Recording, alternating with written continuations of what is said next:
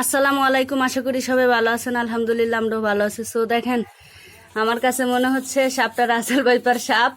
তো আমাদের এই যে এখানেই ছিল বাসার এই যে চিপাতে, পরে সাপটাকে মারা হয়েছে। দেখেন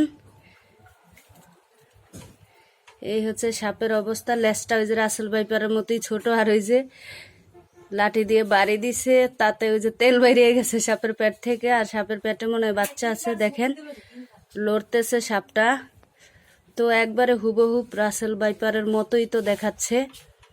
তো দেখেন সবাই কি ভয় পাইছি সাপের। দেখেন লড়তেছে, মারার পরও বারবার লড়ে, মাথাটা ছেঁচে ফেলাইছে, তারপরও বডিটা দেখেন লড়তেছে।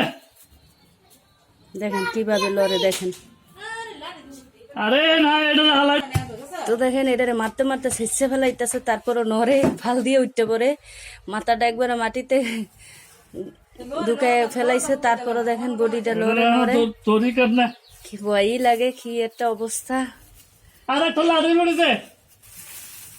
এই দেখেন বাসার এই চিপাতে ছিল কি অবস্থা। আমার ওই যে রান্নাঘর, জানলা দিয়ে দেখলাম।